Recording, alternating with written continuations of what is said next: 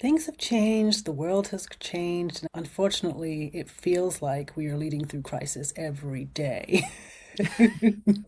Indeed. It's like you wake up and you check the news and you think, what fresh hell do we need to lead through today? Welcome to the Leading Through Crisis podcast, brought to you by Revisionary, exploring resilient leadership in a world of constant change. Every few weeks, Céline Williams, speaker, strategist, and trusted advisor to leaders navigating change, brings conversations that explore how to deal with the inevitable and perpetual shifts of leadership. These discussions reveal practical insights, thoughtful strategies, and stories of resilience to help you lead with clarity and calm.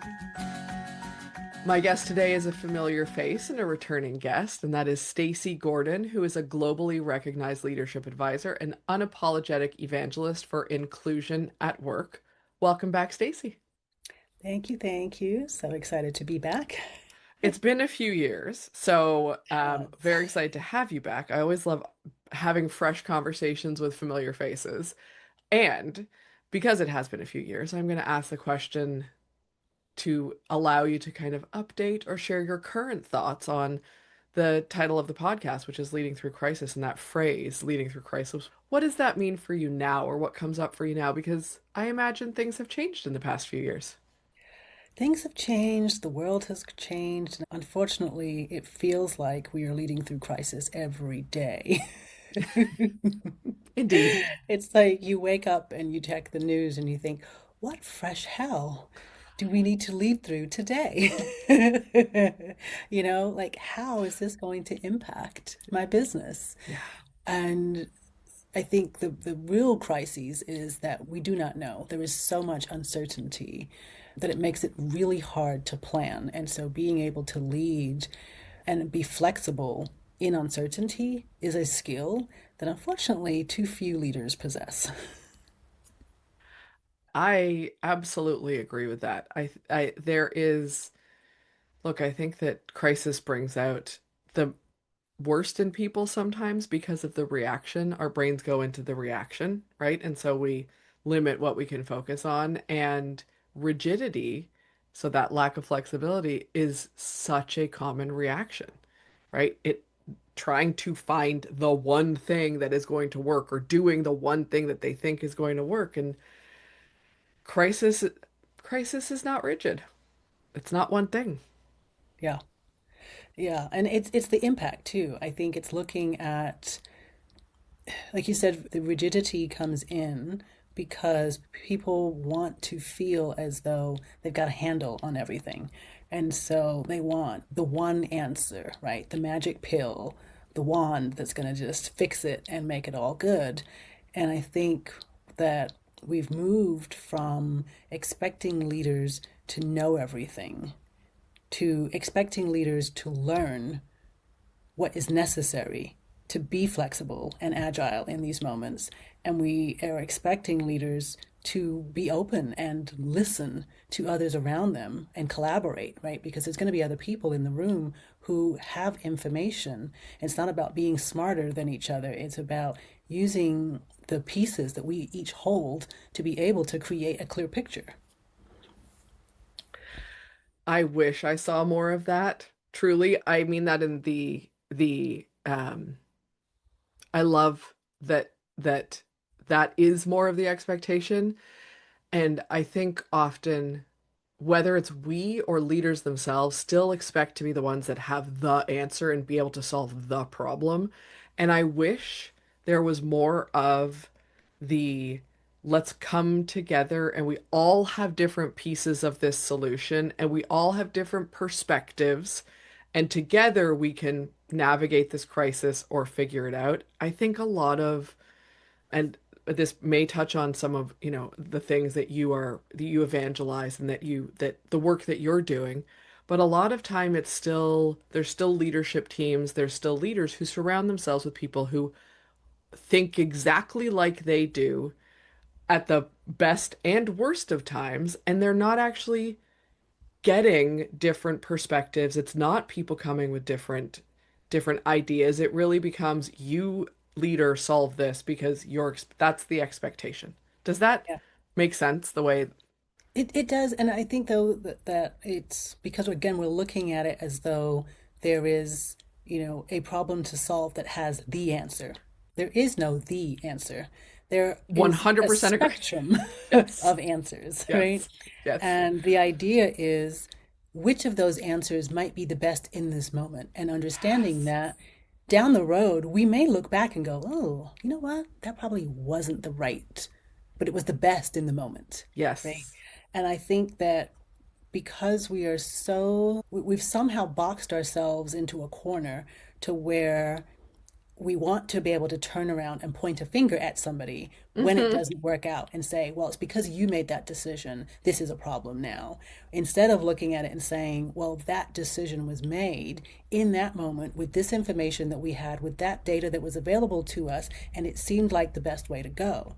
And if we were wrong, now we need to pivot. So again, the agility that comes into play to be able to say, okay, well, we got halfway there or a quarter of the way there, or we went too far and we need to come back, and being able to adjust. And there is not enough room in the solutions for adjustment. There's often no room in the solutions for adjustment, which is the wildest part, is that we don't leave this space for that to happen because information changes. It's the old idea that like when you change your mind once you've made a decision, that is weak or now you're indecisive. Yes. What? Why do we why are we perpetuating that in any way, shape, or form? Yeah. Because It is, I don't know why, but it's what we've done. And that's the other thing. It's what we've always done. So that's what we've always yes. done. So we're going to continue to do this, even though it's stupid, even though it doesn't make sense in the moment, even though we understand that this is probably going to cause us more problems down the road later. We're going to do it this way because Right. that's the way we've always done it. And I remember getting into an argument with a supervisor many, many years ago. This was probably 20 years ago.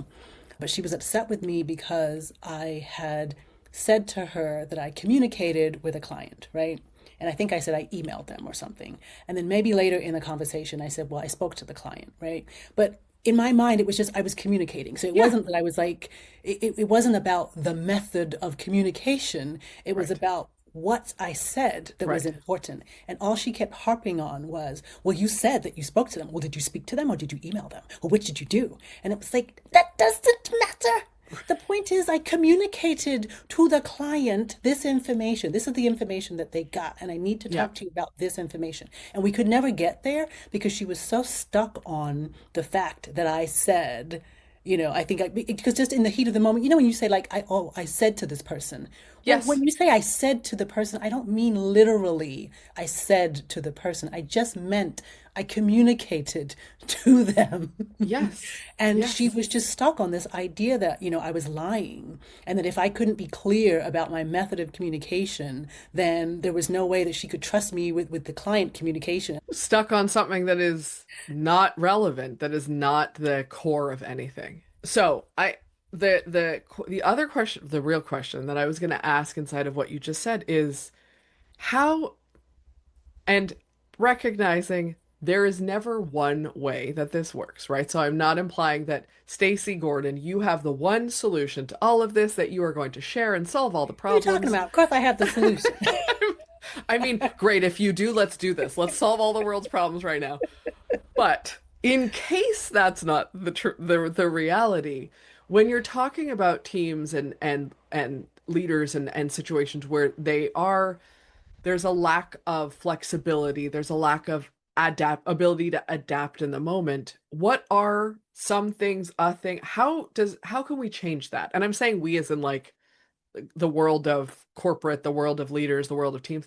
How can we start to change that so that there is more flexibility, there is more adaptation, there is more, um, recognition of change or what needs to happen. Yeah, I think there's a need for leaders specifically. I mean, we all need to do this, right? But we're picking on leaders right now because I would say you don't get the big bucks because of your pretty face, right? You get the big bucks because you have the additional responsibility and it's literally your role to do this.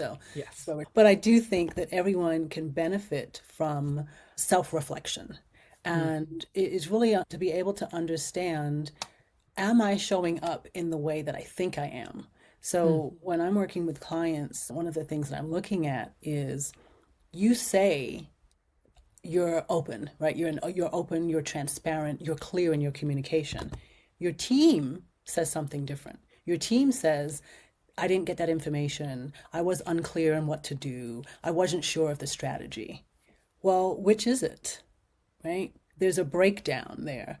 And the leader needs to be able to self-reflect to say, well, was I clear? Did Mm. I communicate in a way that was going to make it so that they understood what was expected of them, Mm. right? Was I transparent? Did I really explain my thought process for this? Did I provide them with the information and the clarity that would allow them to do their jobs? Because I find 98% of the time when I'm talking with leaders, they will tell me, absolutely, I did this and this and this. And then I will go talk to their direct reports and they'll be like, no, he didn't. That didn't happen. We never got that information. Well, if they had said that, then I would have known. And I'm Yes. like, neither one of these people is lying, No, right? no. Yeah. But there is a breakdown in communication. And so a lot of what I'm doing right now, and this is what I've been trying to explain to people for almost 2 decades, is that DEI is not about, you know, promoting black people over white people or ensuring that people with a disability get, special treatment, right? It is about understanding that everybody who comes into the workplace has different ways of working. And as a leader, it is your job to be able to work with all of those people, which requires you to have agility and flexibility to work with all of these different kinds of people so they can work to the best of their ability. And if you Yes. can't do that as a leader, what happens is most people are very rigid and they're like, well, this is how I lead. So all of you have to get on my page and I need you to, follow me and do what I do instead of it being the other way around. Mm. So I think that is the number one thing that leaders need to be able to do is to have that self-reflection to say, have I actually heard and listened to the voices at the table? Do I have different voices at the table to listen to in the first place? And then once they're there, am I listening to them, right? Have I provided them with clarity? Have I provided them with information? Have I provided them with resources? Have I followed up and ensured that all of these things are happening, right? So, I mean, on and on. And for most leaders, they put out a directive and then go do, and then they sit back and are wondering why the project didn't happen in the way that they expected it to. Yeah. That's a really important point to emphasize is that um, there are, so what I hear inside of what you said is that, leaders have expectations about whatever they're directing folks to do. Those expectations aren't being met. And yet, the to get to the point where you change how you share those expectations or figure out who took what from what you actually said or directed, that is so often not happening. And leaders end up in a cycle where they are repeatedly like, these things aren't happening the way I want, the way I'm expecting. And yet I'm not changing anything about it.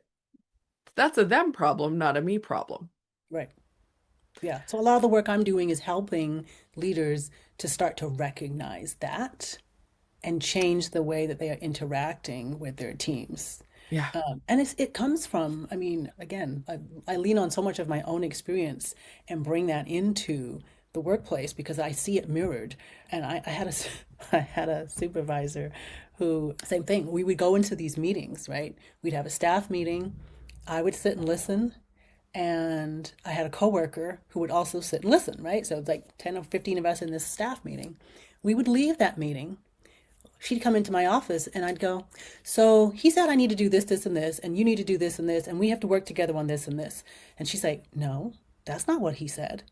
He said that we need to do, right? And I'd be like, no, I didn't, that's not what, look at my notes. I wrote down what, we would have two different Yeah. experiences and we sat in the same room. And then we would have Yes. to go back and say, okay, hold up. either you heard it wrong or I heard it wrong or he didn't say it right at all and both of us are wrong. And Right. usually it was some combination of all three of that. We would Yeah. always have to have these follow-up meetings. And so again, it's not that I think when we think about communicating, sometimes it's clear as mud, right? Yes. Yes. And you have to take that information in, you have to absorb it, you have to listen to it, and then you've got to like be able to rethink and go, all right, what I heard was this, what you said was this. And even in the moment, everyone says, well, repeat back what you heard, right? In that moment, yeah, you can do it. But when you leave and you reflect and you really start to think a little bit about, okay, now that I've really got to do this work, I'm sitting here by myself in my office, how do I implement this? Then you've got 10 more questions. You're like, but Yes. wait, Always. but how did I? So who's gonna? But where are we gonna? And how are we? Yeah. Right? And people process these things so differently. And this is that, like, to what you were saying earlier about this idea of DEI is really about, I mean, I am going to oversimplify it, but it's diversity in all of the ways of thought, of communication, of all of the ways. It's not just one thing, right? It's not hire more of these people or whatever the idea. We Right. fill in the gap. This is where you start to recognize that the more everyone communicates differently, people are going to need different processing times, they're going to have different questions. That is where, when you have more experience with people from diverse backgrounds, with diverse perspectives, with diverse communication styles, you start to, hopefully, one would hope that you start to learn how to communicate. You start to improve as a result because you're not just talking to the same person who thinks the same way you do constantly to Right. assume this all makes sense. Yes. Exactly. And it's the constant check-in as well. And I think checking in to ensure that for understanding is different than micromanaging. Tell me more about that. I 100% agree. Tell me more about that. Well, I mean, I think people think like if it, get frustrated and say, well, if I have to explain every little thing to you, I might as well do it myself, right? You have that attitude. And then you have the Hmm. person who wants to, really every single step. Well, before you do that, check in with me. Before you do that, check in with me. Like, how can they get anything done? And so again, it's like it's that management style and understanding that neither one of those management styles is going to produce the result that you want. Yes. And continuing to do it in that way, it's like you as a manager have to understand how to manage people. And I mean, there are studies. We know that managers do not get proper management training. It is lacking. And it's not to say because managers are bad people. It's just, I'm sorry, but you're bad managers. And that's because you haven't been taught.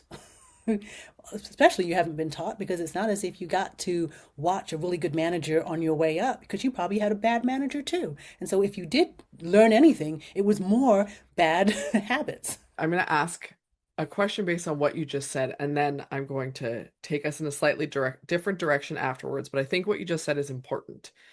And if someone is listening and they're thinking, like, what is the one thing I can do that will make a difference that I probably wasn't taught as a manager and a leader? What is the one thing that I should know or be aware of or learn? What would you suggest they start with? I actually created a little quiz and I call it the leadership reality check. Great name. It's technically called the leadership awareness profile, but it's a reality check. Yeah, yeah, And yeah. the idea is, do I, as a leader, know what my team thinks about me? And just thinking about that, right? Yeah. Because most of us don't bother to really sit and think about what the team thinks about us. And understanding, like, so if I say, do I communicate well? Am I transparent in my communications? Am I clear in my communications? Am I listening to all the voices at the table? Now, if you ask, of course, I'm like, yeah, I'm a great manager. What are you talking about? Right? Yeah. But if you had to really just sit and think about that for a moment and answer those questions, and then answer the question, would your team agree with your assessment? Now you have to think about that again and go, huh, I don't Yeah. know.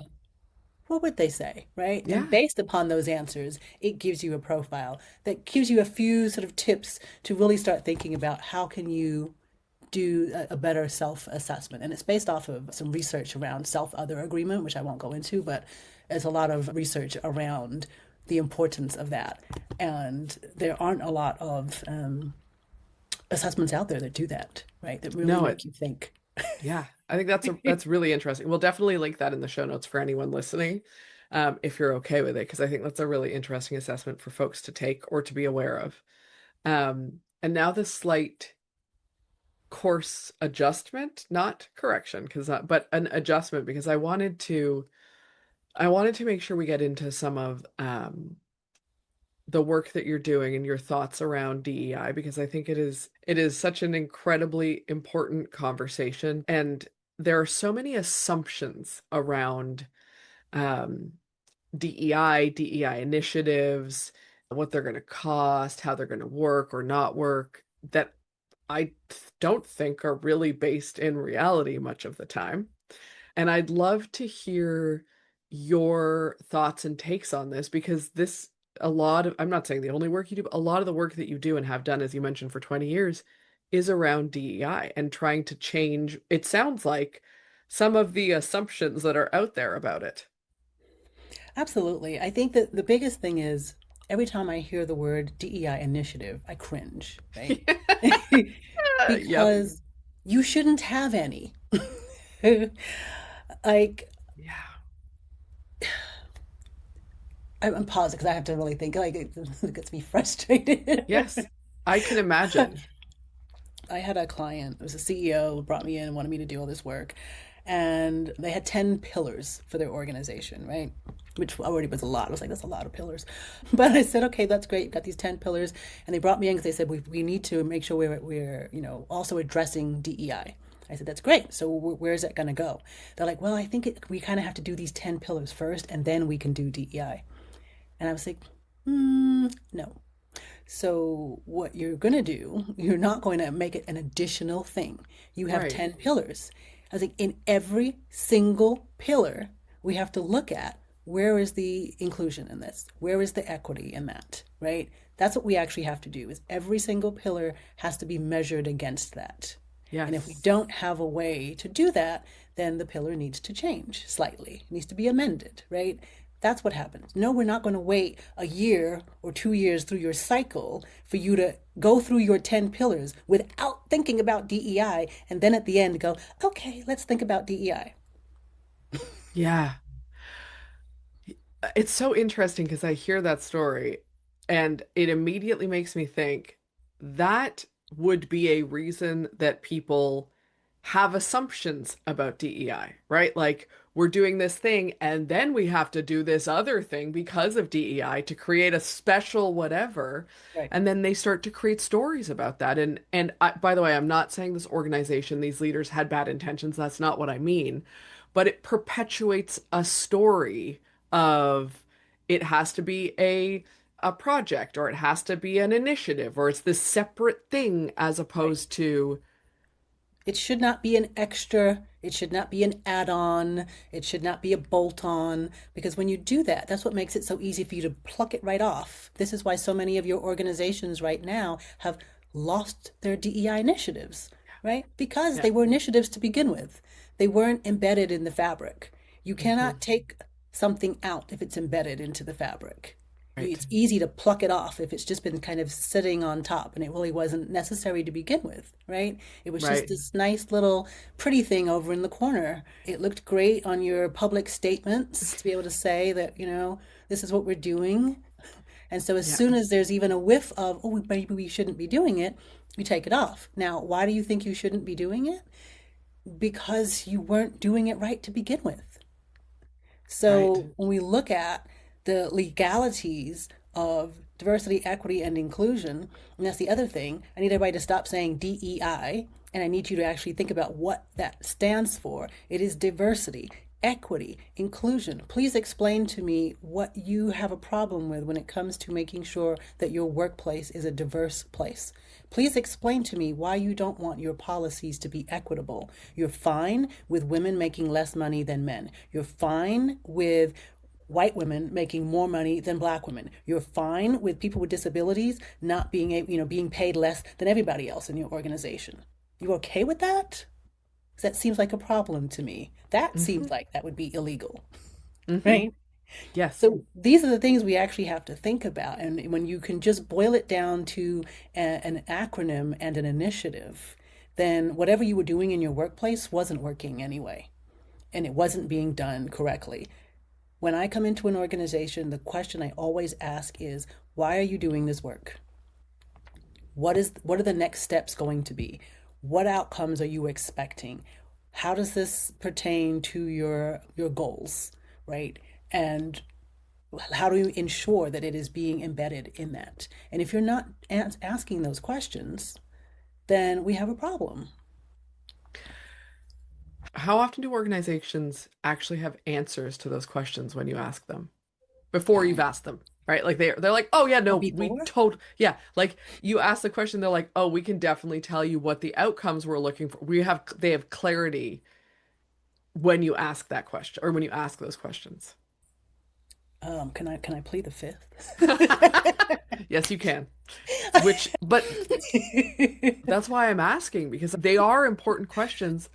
And I would assume that they're not being thought about or asked internally until you come in, Stacey, and you ask them.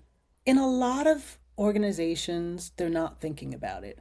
And and I say that with all respect because there are a number of wonderful DEI practitioners embedded in organizations, For and sure. they are doing the best they can with what they've been given. But when you Yes. have been given nothing, right?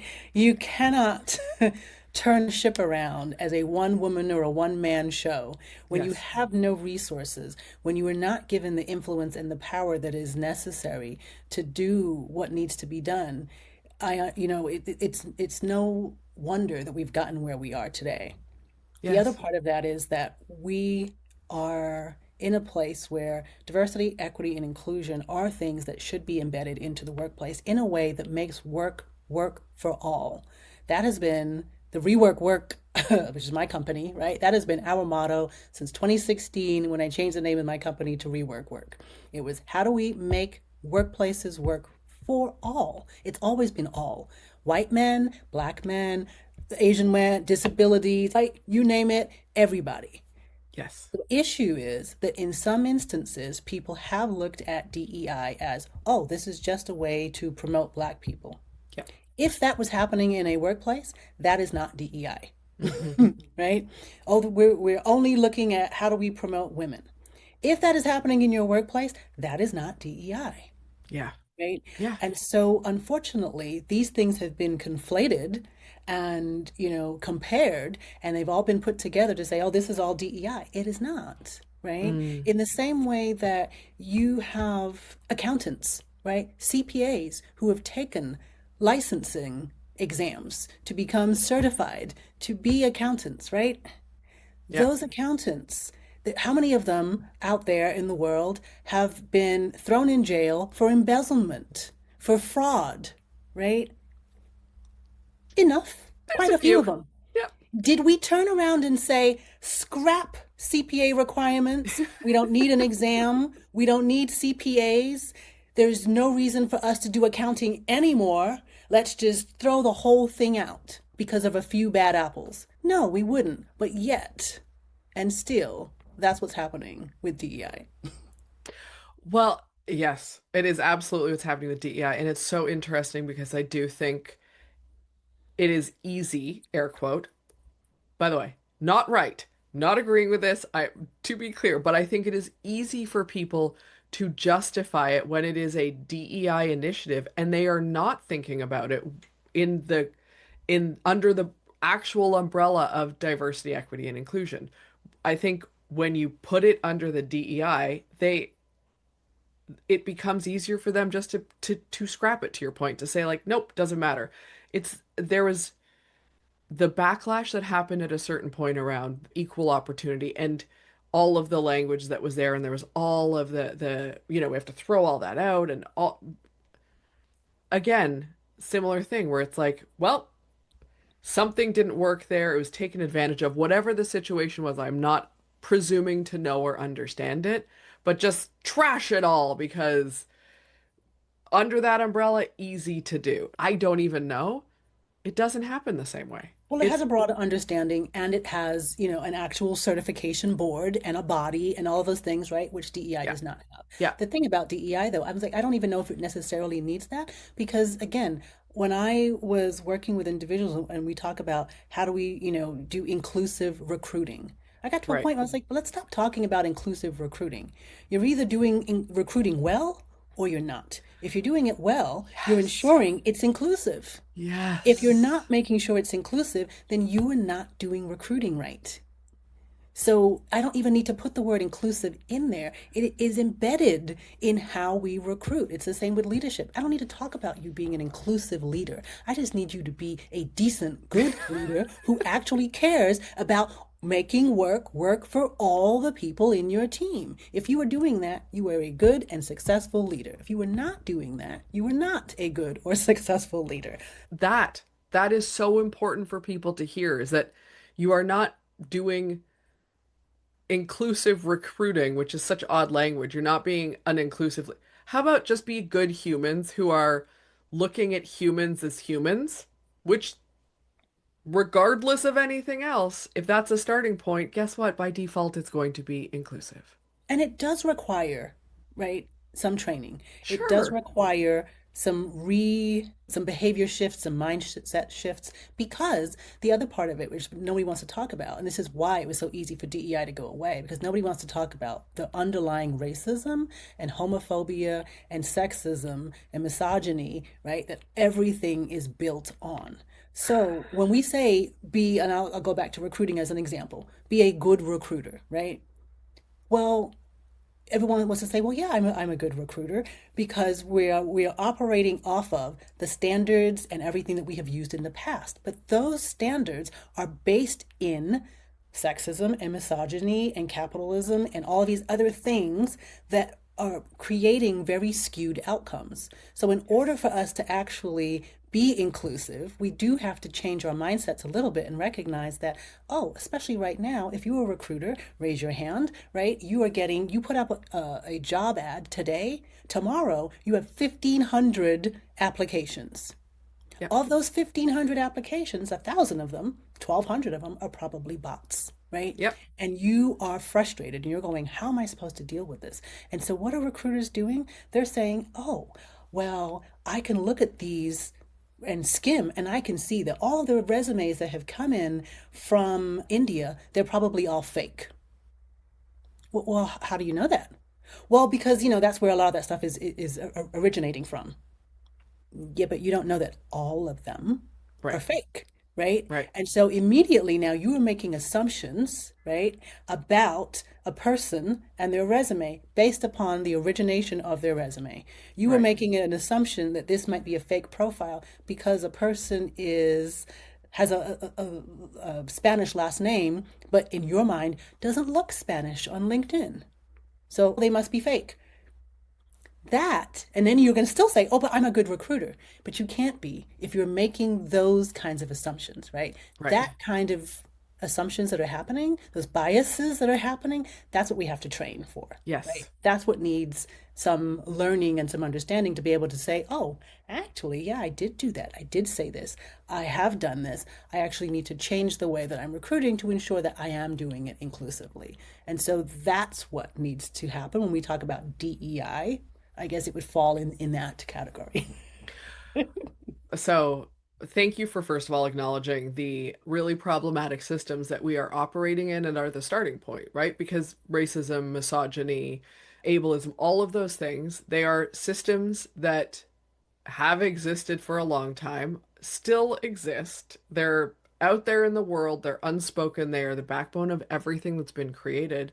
We have to be able to recognize and name them and see them to be able to change how, I mean, let's all work on changing the systems entirely, but also changing how we operate within them so we're not just running on those assumptions and biases. And then part of that, to your point, if people don't even recognize that they have the biases to start with, nothing changes. That mindset is never going to change. And I love that you called out both of those things so explicitly because I think it's imperative that we talk about them and that we address them head on and not just, continue to pretend like it's not, the patriarchy doesn't exist. Right. I could talk to you for many more hours about all this because it's incredibly interesting. I think it's such an important conversation and I want to be mindful of your time.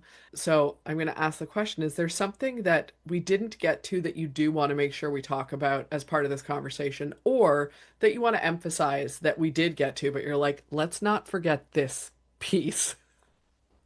Yeah, I mean, I think, a lot of what I talk about, and sometimes I think, am I being Pollyanna, And because I really do believe that leaders can both be good leaders and be, great with their teams and lead from a people first perspective while also getting the profit and the profitability, the profitability and the productivity that they want. Yeah. Because what I think about is what happens is we think about the profitability first, Mm. but you don't get profits without people.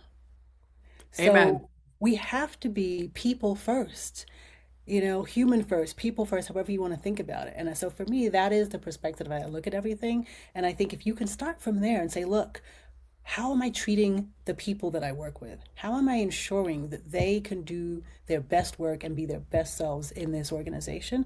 Because if you let them do that, they are going to be loyal, they're going to be productive, and you are going to be profitable. But when you treat employees as though they are just cogs in the wheel, right? When you treat them and you don't listen to them and you relegate them to again, just not paying attention and not creating psychologically safe workspaces, you end up with people who are resentful. You end Mhm. up with people who quiet quit. You end up with people who are, trying to do two jobs at once virtually because they're like, well, screw your job because you don't care about me, so I don't need to worry about you, right? And then you wonder why you don't have the profitability that you want. So Mhm. people first, profit follows. Stacey, I know people can go to reworkwork.com to learn more about you. Is there anywhere else that they should go to check out what you're up to in the world? Absolutely. I have a Substack where most of my stuff resides now because I have so much content out there. So reworkwork.substack.com. It's where you'll find my Lead with Inclusion newsletter. But if you're on LinkedIn, you can follow me there, and I do post the newsletter there occasionally as well. So, yeah. Perfect. Well, thank you for coming back and having this conversation and being such a wonderful guest. It's always a joy to talk to you, and I very much appreciate your insight and your time today. Thank you. Thank you. I'm always excited to be a guest, and I appreciate you having me back. Absolutely my pleasure. You've been listening to Leading Through Crisis, hosted by Céline Williams and brought to you by Revisionary. To learn more, visit leadingthroughcrisis.ca. Connect with Céline on LinkedIn and explore the show notes for resources and next steps. Until next time, keep leading with courage and clarity.